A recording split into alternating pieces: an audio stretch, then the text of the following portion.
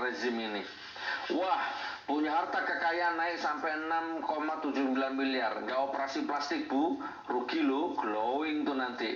Pantes totalitas banget kalau marah-marah. Ini tulisan ya. Saya baca.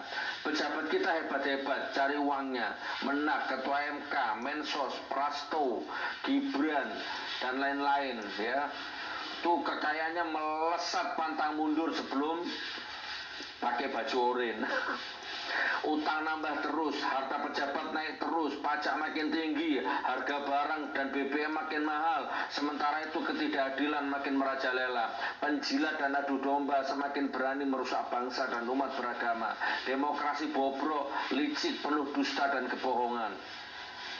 Enak ya jadi pejabat sekarang ini, harta cepat melesat naik, sementara rakyat dibebani harga-harga yang melambung tinggi tanpa dibarengi kemampuan daya beli yang naik juga. Rakyat selalu disuguhkan neraca hutang negeri dan dipaksa menikmati kenaikan harga bahan pokok serta kenaikan harga BBM. Di sisi lain, para pejabat negeri selalu bertambah kekayaannya dan menikmati fasilitas mewah. Para pemimpin yang berhutang tapi rakyat yang harus bayar. Juli nanti wah kaget saya, meroket.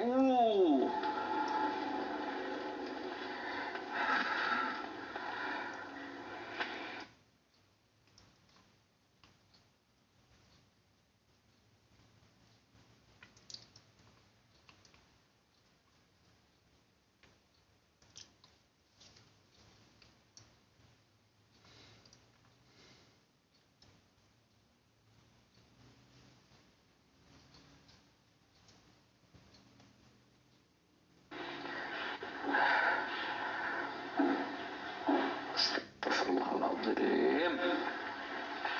Oke ya. Sudah ngerti lah, nggak apa-apa. Tapi kan memang harus terjadi, sudah terjadi, nggak apa-apa. Nah selanjutnya kita kompilasi teman. Apa ini? Sri Bintang Pamungkas. Apa ini? Si Armando yang tidak paham Undang-Undang 1945, Pancasila dan cita-cita proklamasi itu menjadi jumawa dan kehilangan kendali. Oh, maksudnya si Ade ya. Tiba-tiba saja dia membaur dengan gerakan mahasiswa, mengira dirinya adalah aktivis dan dosen yang membawa pikiran-pikiran kerakyatan. Dia salah kira. Ya, dan entah datangnya azab dari mana, tiba-tiba saja orang mulai ngeroyok di antara aktivis mahasiswa dan aktivis yang sedang berunjuk rasa melawan rezim. Dia dipukuli orang, bahkan digebuki, ditelanjangi, ditendangi, lalu dekan fisik UI tiba-tiba mulai angkat bicara bahwa para poroya Ade Armando, si pengajar UI itu perlu diproses hukum. Iya, satu kolam semua. Saya malu Bung, ini kata Sri Bintang Pamungkas. Saya malu Bung, saya juga dari UI, saya juga berjuang demi rakyat, bangsa dan negara. Saya malu UI memelihara makhluk seperti Ade Armando. Saya malu UI menjadi pendukung rezim jahat seperti ini. Seandainya seorang dosen macam Ade ini tidak dilindungi, tidak dipelihara tanpa ada peringatan dan ancaman dari pimpinan UI, maka kejadian memalukan itu tidak akan terjadi. Dosen macam apa ini? Ya, dosen macam ini melanggar komitmen universitas di mana saja di dunia ini terhadap hari depan manusia dan kemanusiaan serta planet kita ini. Dia seharusnya ditolak menjadi dosen. Memang kekacauan tidak hanya di UI. Pengajar ahli hukum dan Pancasila macam Profesor Suteki pun ya justru dihukum, dinonaktifkan oleh Universitas Diponegoro karena Suteki berbeda pikiran dengan rezim ini. Sungguh memalukan. Tidak hanya UI yang tunduk kepada rezim ini, ya juga ITB yang rektornya tidak bisa membedakan radikalisme. Era demokrasi, beda pikiran, dianggap musuh. Ini kan sudah kebeli ngerotak-otak seperti itu. Tidak berani mengatakan bahwa Era demokrasi memang ada pemerintahan, ada oposisi, ada yang mengkritik kalau pemerintahan nggak baik kebijaksanaannya. Ini sudah di mana-mana. Unpad, ITS, UNER, Unibru dan lain-lain juga Pandangan berbeda, pilihan berbeda, dianggap musuh. Ini kan otak-otak kotor ini. Jokowi memang tidak sebesar Soeharto, tapi dia memang sungguh besar kepala. Sri Bintang Pamungkas. Dah kembangkan. Ini kalau tak ulas panjang nanti ya. dikasihan kameramennya. Ini Kopassus kemarin juga kepleset lidah, tapi nantilah di konten yang lain.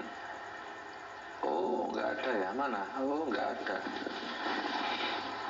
Ya udah, sementara itu dulu, nanti menyambung ya. Ini kemarin ada artikel yang mengulas tentang buzzer di Perancis, itu luar biasa itu, tapi nantilah menyusul lah ya. Tahun 2022 harta kekayaan Jokowi naik 7,8 miliar, total jadi 71,4 miliar. Pemikiran rakyat, sakarepmu mau 1 miliar, mau 1 triliun.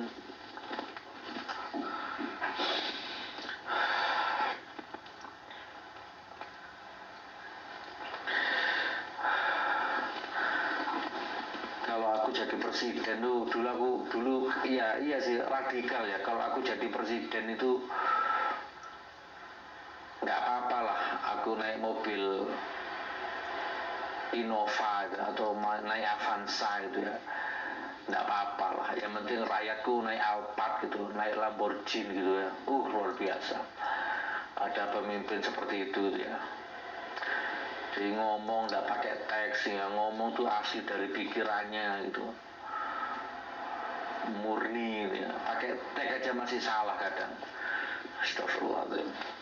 Pun saudaraku, ini bukan ghibah, ini bukan menceritakan aib orang. Yang kita bahas ini, yang kita kritik itu sistem kekuasaan, bukan individu orang ya.